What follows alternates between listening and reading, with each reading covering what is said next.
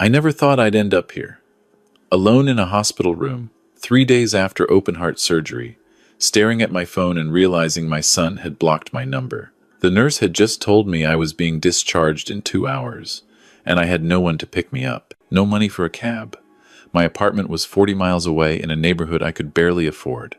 I was 64 years old, and for the first time in my life, I understood what it meant to be truly abandoned.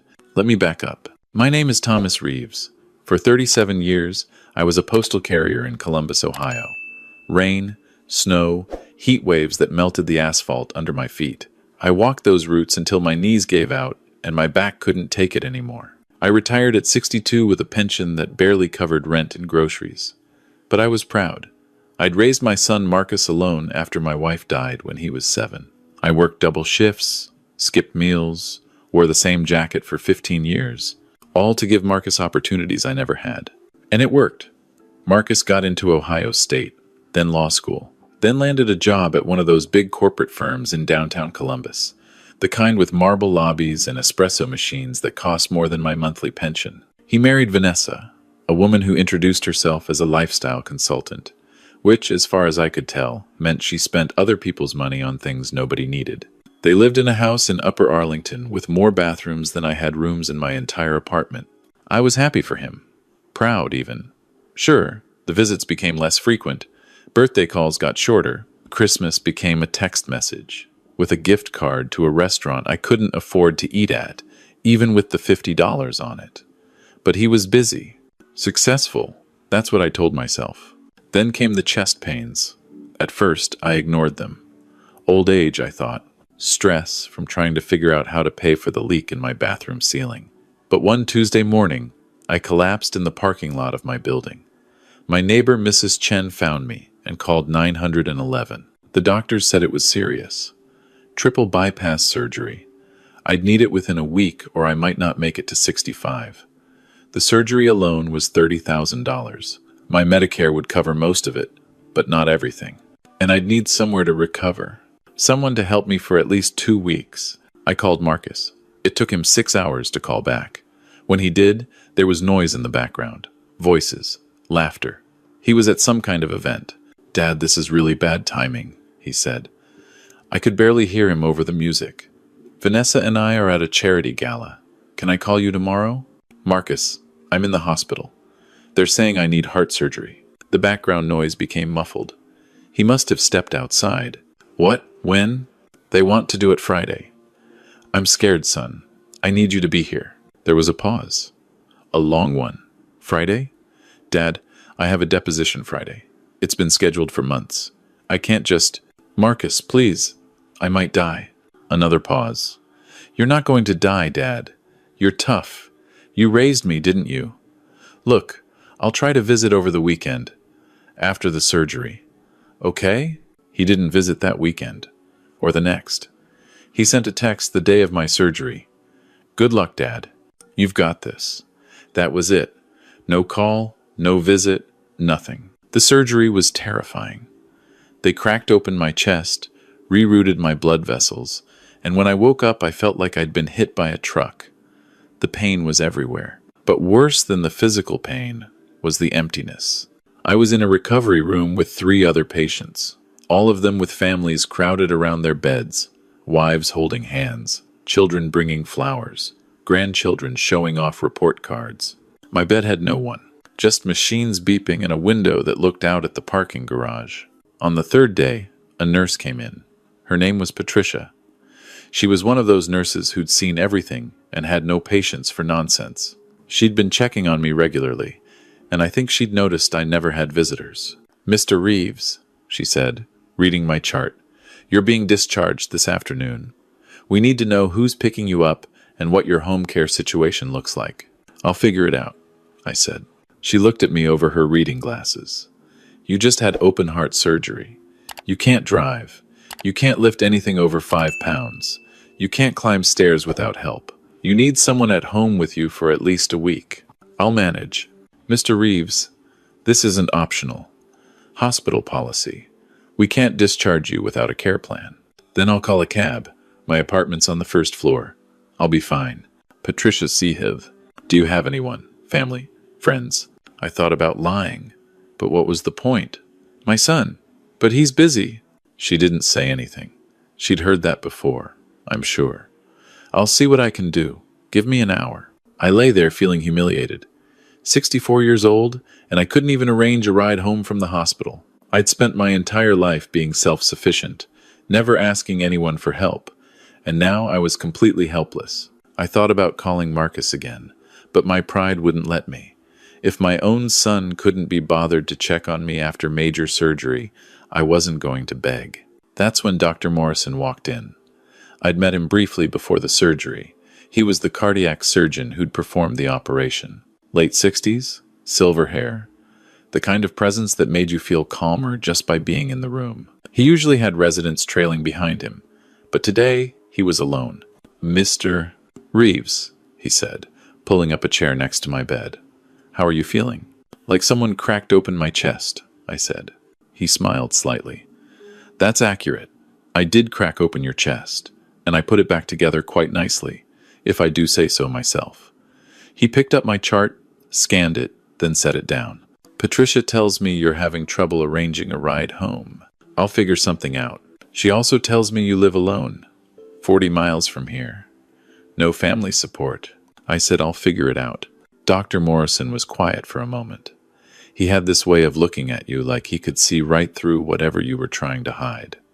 "Mr. Reeves, I'm going to be direct with you. You cannot go home alone. Not yet. You need someone checking on you, helping with medications, making sure you're eating properly, watching for signs of infection or complications. Without that, you have a significant risk of readmission, or worse. What do you suggest?" "I can't afford a nursing facility. My pension barely covers rent." He leaned back in his chair. "I have a suggestion. It's unconventional, but hear me out." He paused, as if choosing his words carefully. "I have a large house. More space than I know what to do with since my wife passed.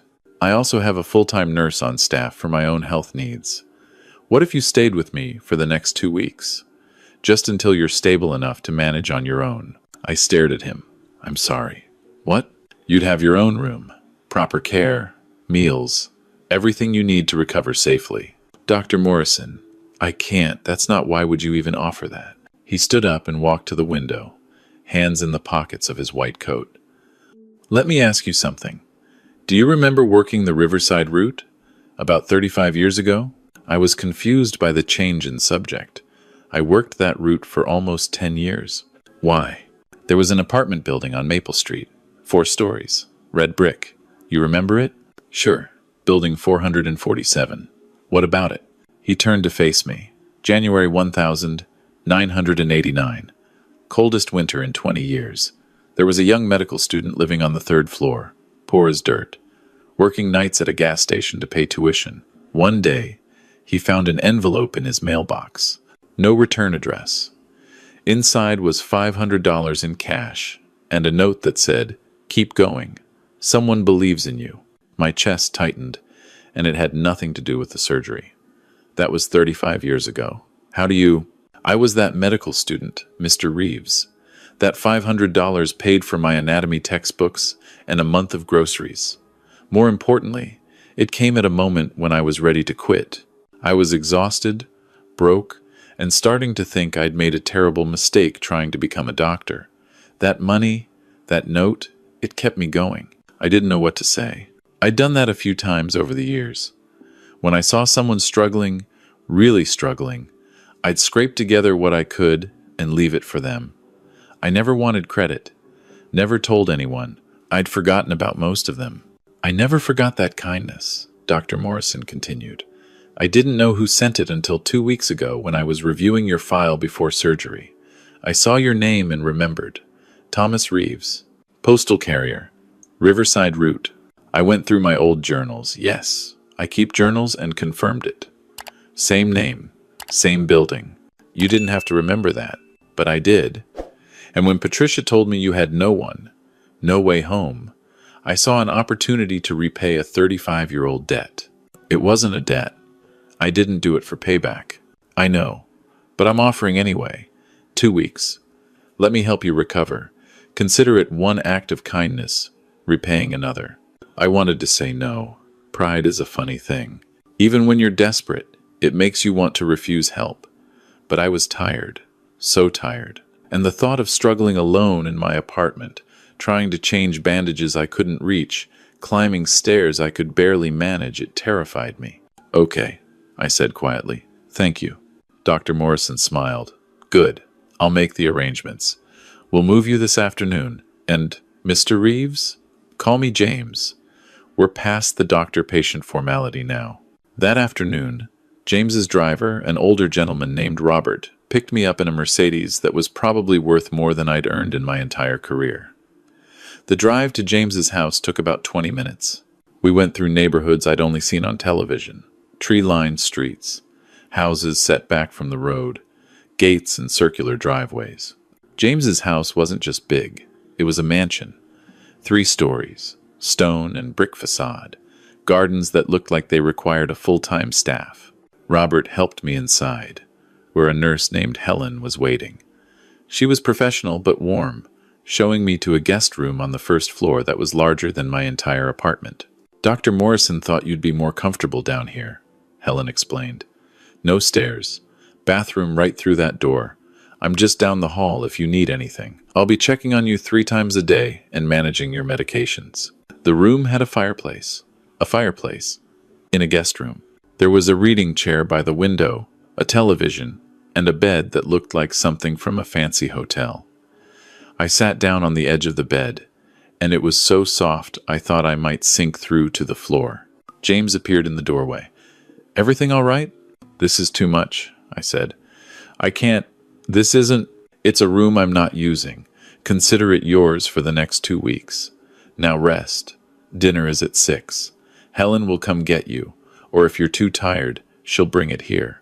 That first night, I couldn't sleep, partially because of the pain, partially because I was in a stranger's house, even if that stranger had good reasons for helping me, but mostly because I kept thinking about Marcus, my son, the boy I'd raised alone, who couldn't even be bothered to visit me in the hospital, who had blocked my number when I tried to call him the day before.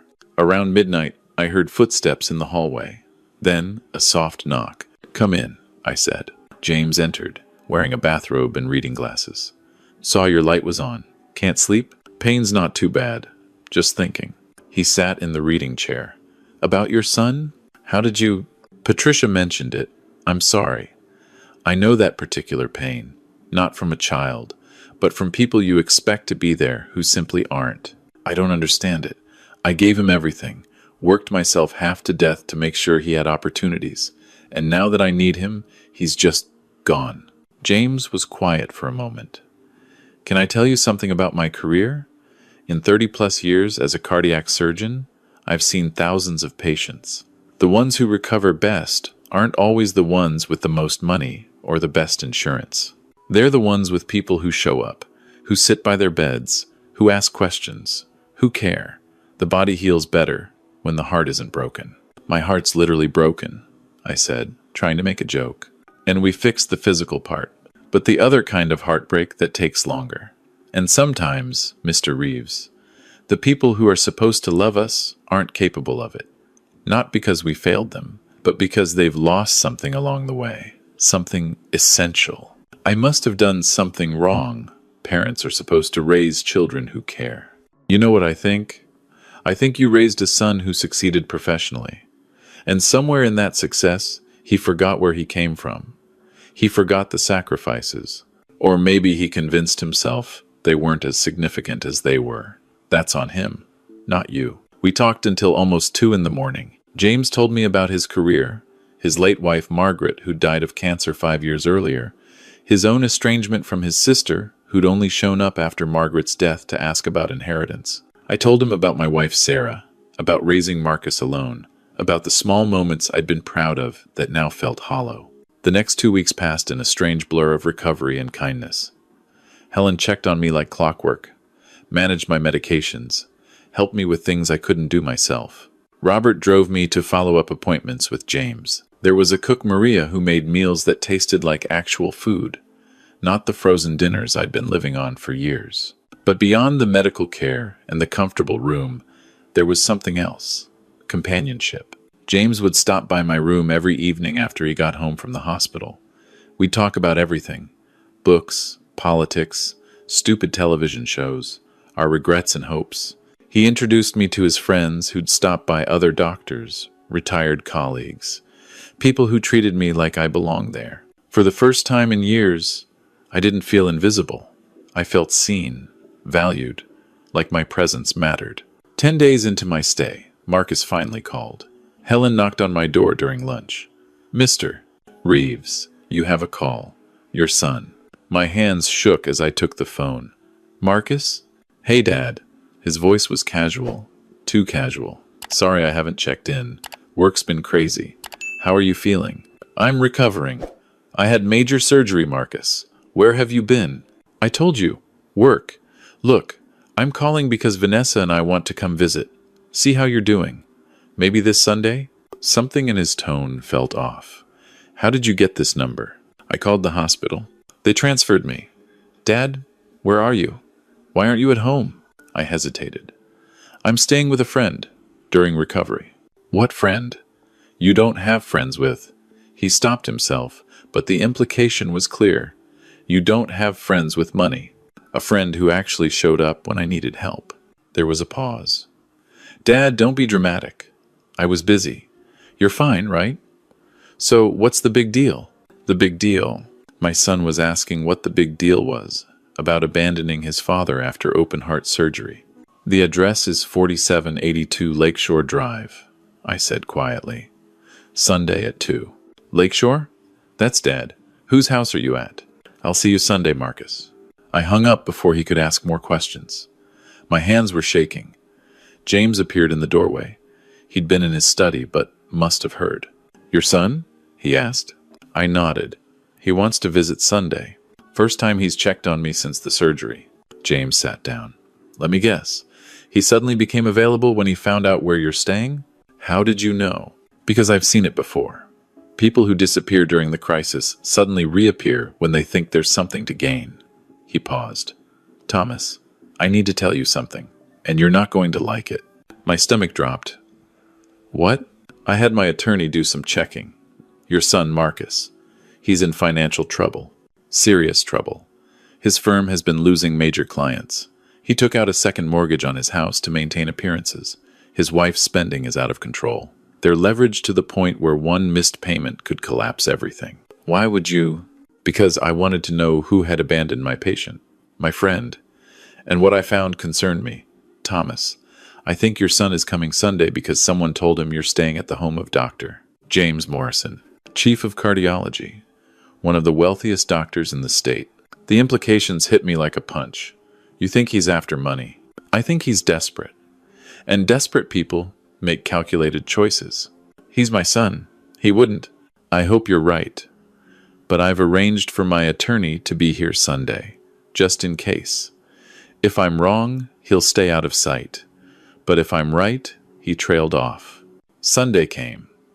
I was nervous.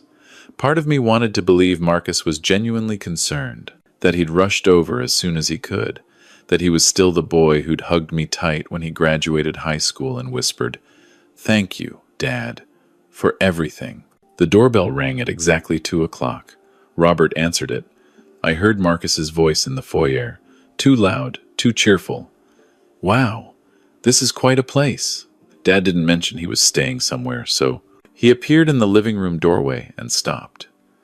I was sitting in one of James's leather chairs. James stood next to the fireplace. Marcus's expression cycled through surprise, recognition, and then something else. Calculation. "Dr. Morrison?" Marcus said. "From Columbus General?" "Marcus Reeves," James said. "I've heard a lot about you." Vanessa appeared behind Marcus. She was dressed like she was going to a country club. Her eyes swept the room, taking in the artwork, the antiques, the obvious wealth. "Oh my God," she whispered to Marcus. "This is Dr. Morrison?" "The doctor." "Morrison?" Marcus recovered quickly. He walked over and shook James's hand too vigorously. "Dr. Morrison, I can't thank you enough for taking care of my father. When Dad called and said he was staying with a friend, I had no idea. This is incredible." Above and beyond. Your father and I go back many years, James said evenly. We do? I said, confused. James smiled at me. Remember that envelope, Thomas? 1,989? We go back to then. Marcus looked between us. Envelope? Dad, what's he talking about? Before I could answer, Vanessa had made herself comfortable on the sofa. This home is absolutely beautiful. You must have a wonderful decorator. My late wife, Margaret, James said. She had excellent taste. Oh, I'm so sorry, Vanessa said, though her tone suggested she was anything but. It must be lonely in a house this size. Just you and the staff? I manage. Marcus sat down next to me. His hand landed on my shoulder. It was the first time he'd touched me in over a year. Dad, you're looking good. Really good. Much better than I expected. No thanks to you, I said quietly. His hand tightened on my shoulder. A warning. Dad, come on, I explained. I was slammed with work, but I'm here now. 10 days late. Better late than never, right? He laughed, but it was hollow. Look, I'm glad you're in such good hands. Dr. Morrison, Dad's really lucky to have a friend like you. I'm the lucky one, James said. Your father changed my life 35 years ago. I'm simply repaying a debt. A debt? Marcus leaned forward. Interest sparked in his eyes. What kind of debt? James explained the story. The money in the mailbox. The note. How it had kept him going through medical school. As he talked, I watched Marcus's face. He wasn't listening like a son hearing about his father's quiet acts of kindness. He was listening like a lawyer evaluating an asset. When James finished, Marcus shook his head in wonder. Dad, I had no idea you did things like that. That's really something. Your father is a remarkable man, James said. Which is why, when he needed help and his family wasn't there, I wanted to make sure he was taken care of. The word family hung in the air like an accusation. Marcus flinched. Vanessa, oblivious, was examining a vase on the side table. Are these Ming Dynasty? She asked. Dynasty replicas, James said. The real ones are in the vault. Vanessa's eyes lit up. You have a vault? Before James could respond, Marcus stood up. Dr. Morrison, could I speak with you privately? About Dad's care plan? James glanced at me. I nodded. They left the room. Vanessa immediately pulled out her phone and started taking photos of the living room. Vanessa, what are you doing? Are you kidding? Do you know who Dr. Morrison is? He's on the board of 3 hospitals. He owns medical buildings all over the state. Thomas, your dad is staying with someone worth hundreds of millions. So? Thomas, this is an opportunity. Your dad helped him 35 years ago. That creates a relationship, a connection. Do you know what we could do with a connection like that? He's my father's friend, not a business opportunity. Everything's a business opportunity if you approach it right. She put her phone away and straightened her dress. When they come back, let me do some talking. In James's study, Marcus closed the door. Dr. Morrison, I want to be direct with you. I know my father can be proud, stubborn. He probably hasn't told you, but he's not doing well financially. His pension barely covers rent. He's got medical bills from this surgery that'll bury him. I'm aware, James said, settling behind his desk. Right, so here's what I'm thinking. You clearly care about my dad. You've got this big house. What if he stayed here? Not just for recovery. Permanently. You get companionship. He gets security. Everyone wins. James steepled his fingers. Interesting proposal. What about you? What about me? Where do you fit in this arrangement? Marcus hesitated. Well, I'm his son. Obviously, I'd need to be involved in any major decisions, power of attorney, that kind of thing, to protect Dad's interests.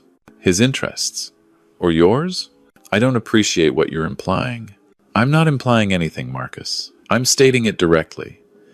You disappeared when your father needed you most. Now you're back, proposing an arrangement that would give you legal control over his affairs. An arrangement that would position you as the intermediary between your father and a wealthy man. Marcus's face reddened. You don't know anything about my relationship with my father. I know he called you from the hospital, terrified, facing major surgery. And you were at a charity gala. I know he spent 3 days post-surgery with no visitors while your bed had flowers from people who barely knew you.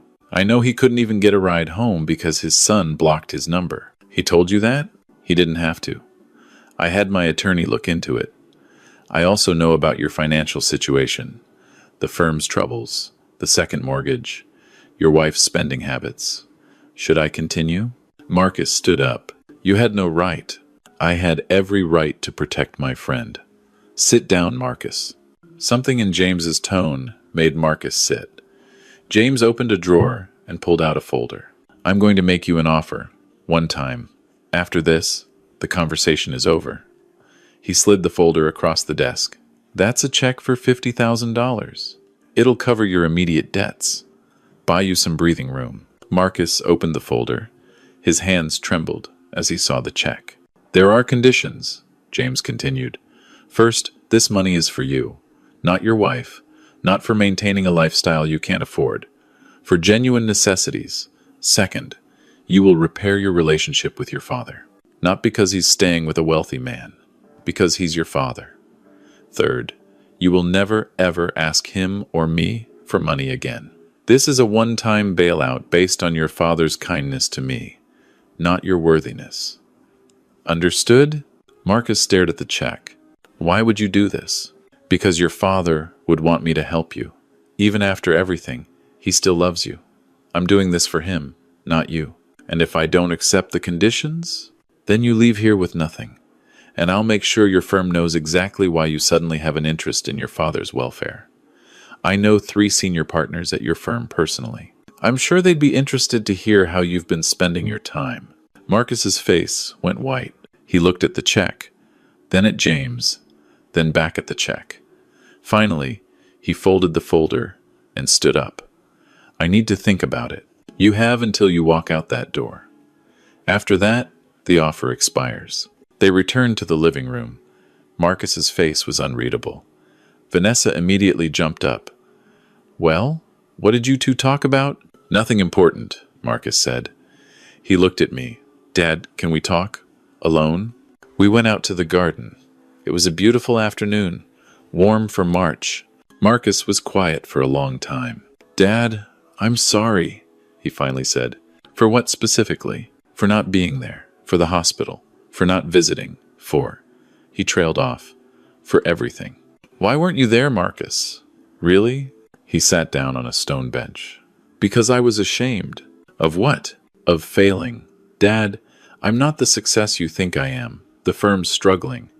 I made bad investments. Vanessa spends money faster than I can make it. We're drowning in debt. And I couldn't face you. The man who sacrificed everything for me. I couldn't look you in the eye and admit I'd screwed it all up. So you just disappeared? I know. It was cowardly. I told myself I'd visit after I got things under control. But things never got under control. They got worse. And then when I found out where you were staying, I thought. He stopped. You thought you could use me. Use my connection to James. He nodded, not meeting my eyes. Yeah, that's exactly what I thought. And Dr. Morrison just offered me money to help with my debts. $50,000. Are you going to take it? I don't know. The conditions are, they're fair. But they're hard. He wants me to fix our relationship. To actually be your son again. Not just when it's convenient. And you don't think you can do that? I don't know if I deserve to. I abandoned you, Dad. When you needed me most. I sat down next to him. My chest hurt, but not from the surgery. Marcus, I'm going to tell you something I've never told anyone. When your mother died, I didn't think I could go on. Every day felt impossible, but I had you. And I made a choice. I could wallow in my grief, or I could be the father you needed. So I chose you. Every single day, I chose you. I know. That's what makes this so much worse. Let me finish. I chose you. And I'd do it again. Every time. Because that's what love is. It's choosing someone even when it's hard. Even when they disappoint you. Even when they fail. I looked at him. You failed me, Marcus. You hurt me more than I knew I could be hurt. But you're still my son. And if you want to repair this, if you want to actually try, not because James is making you, But because you want to, then I'm here. Marcus started crying, real tears, not the polite social ones. He put his head in his hands. I'm so sorry, Dad. I'm so sorry. I put my arm around him, careful of my healing chest. I know. Now what are you going to do about it? Marcus took James's offer. He and Vanessa left an hour later. At the door, Marcus hugged me carefully. I'll call you tomorrow. A real call. Is that okay? That's okay. After they left, James found me in the garden. How are you feeling? Honestly, I don't know. Hopeful? Scared? Both? Both is appropriate. Thomas, I need to tell you something. That money I gave Marcus, it came with another condition I didn't mention. What? The check won't clear for 6 months. If he doesn't follow through on repairing your relationship, if he goes back to ignoring you, the check bounces. He'll have spent 6 months thinking he had a safety net, only to discover he never did. I stared at him. That's ruthless. That's accountability. I meant what I said. I did it for you, not him. If he wants the money, he earns it by being a son. If he can't do that, he doesn't deserve help. What if he finds out? Then he learns another lesson about consequences. James smiled. But I think he'll follow through. I saw something in his eyes when you two talked. Regret. Real regret. That's a starting point. Over the next 3 months, Marcus called me every Tuesday and Thursday. At first, the conversations were awkward, stilted. We didn't know how to talk to each other anymore. But slowly, it got easier. He told me about his work, but also about his fears. About therapy he'd started. About conversations with Vanessa about their spending and priorities. And he visited. Every other Sunday, he'd drive to James's house. Sometimes Vanessa came, sometimes just him. We'd have lunch, talk, go for slow walks in the garden. James and I had fallen into a comfortable routine. I'd officially stayed past my 2-week recovery. Then a month, then 2. One evening, James asked if I'd consider staying permanently. Thomas, I have more space than I need and more money than I can spend. You have companionship to offer and a lifetime of stories I want to hear. Why not make this official? Official how? Stay. Live here. Not as a guest. As family. James, I can't. Before you say no, think about it. You'd have your own space. No financial worries. Access to the best medical care. Most importantly, you'd have someone who actually wants you around. And I'd have the same. We've both been alone too long. I thought about my apartment. The leaky ceiling. The thin walls. The loneliness that seeped into every corner. Then I thought about the last 2 months. Conversations over breakfast. Watching old movies together. Having someone to talk to about books and ideas and life. Okay, I said. On one condition, I pay rent. Don't be ridiculous. I'm serious. Not market rate. But something. I need to contribute. I can afford $300 a month from my pension. James laughed. Thomas, my property taxes are more than your annual pension.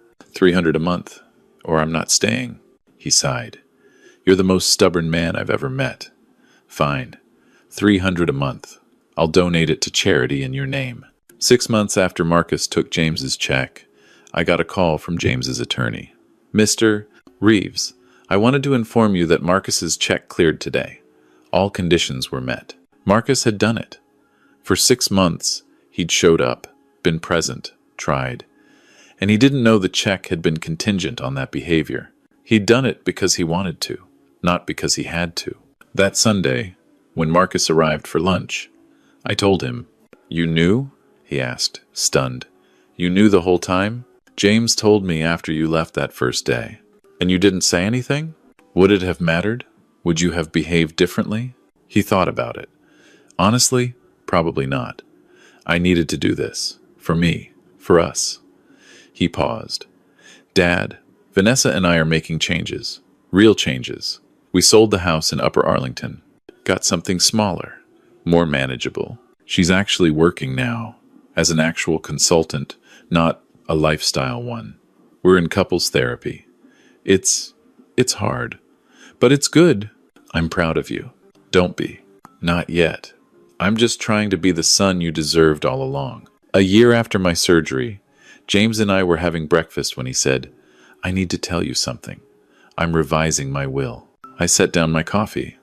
James, no. We've talked about this. Hear me out. I have distant relatives who I barely know. They'll get trust funds. But the bulk of my estate, the house, the medical buildings, the investments I'm leaving to you, absolutely not. That's insane. It's my choice. Thomas, you saved my life 35 years ago with $500 and a note. You didn't know you were doing it, but you did. Now I've gotten to spend this last year with you, sharing my home with someone who genuinely cares, who asks how my day was, who watches terrible television with me and argues about plot holes, who makes me laugh. You've given me something I thought I'd lost when Margaret died. Family, I don't want your money, James.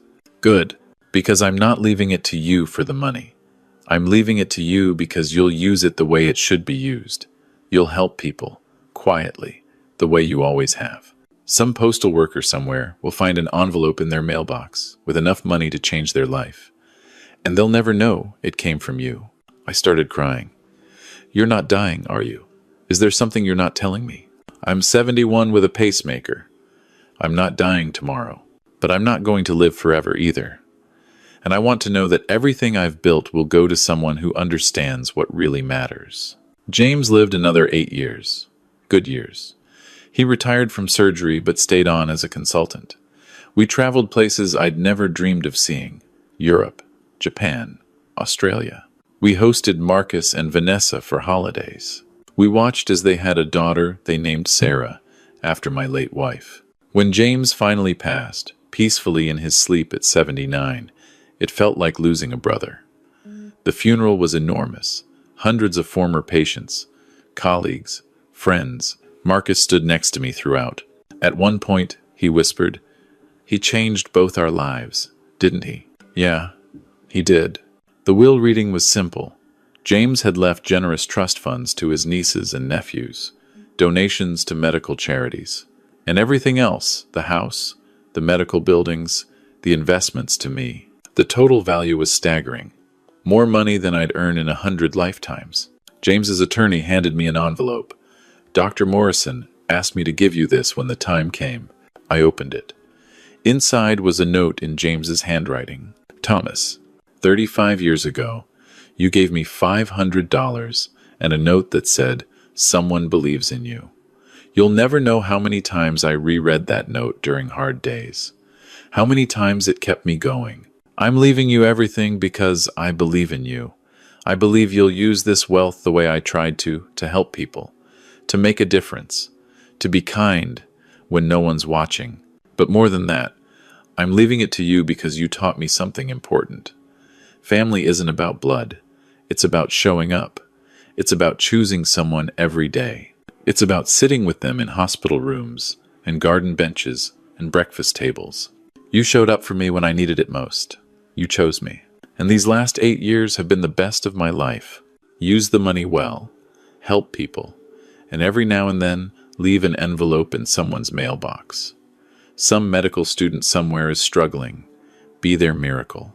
With love and gratitude, James. I stood there in the attorney's office, crying, holding this note from a man who'd become my brother. Marcus put his hand on my shoulder. You okay, Dad? Yeah, I said. I'm okay. I still live in James's house. My house now, though it'll never feel like mine. Marcus visits every Sunday with Sarah. She calls me Grandpa Tom and asks me to tell her stories about Great Uncle James. I've set up a foundation in James's name. It provides grants to medical students from difficult backgrounds. Every student who receives a grant also receives an envelope. Inside is a note that says, "Someone believes in you. Keep going." I've left anonymous envelopes in mailboxes all over the city, usually $500, sometimes more. I'll never know whose lives they change, but I hope, somewhere, someone is holding one of those notes at their darkest moment and finding reason to continue. Because that's what James taught me. That's what my wife Sarah taught me. That's what I'm finally teaching Marcus. We save each other, not with grand gestures or public declarations, but with small acts of kindness when no one's watching, with showing up when it's inconvenient, with choosing someone every day, even when it's hard. My son almost lost me, but he found me again. And in finding me, he found himself. I almost lost everything, but I found something better, a brother, a family, a purpose. All because I collapsed in a parking lot and a cardiac surgeon recognized my name from an envelope he received 35 years ago. Life is strange that way. The smallest kindnesses echo across decades. The people you save might save you back. And family, real family, is built not from blood, but from choice. Every single day, we choose. And that makes all the difference.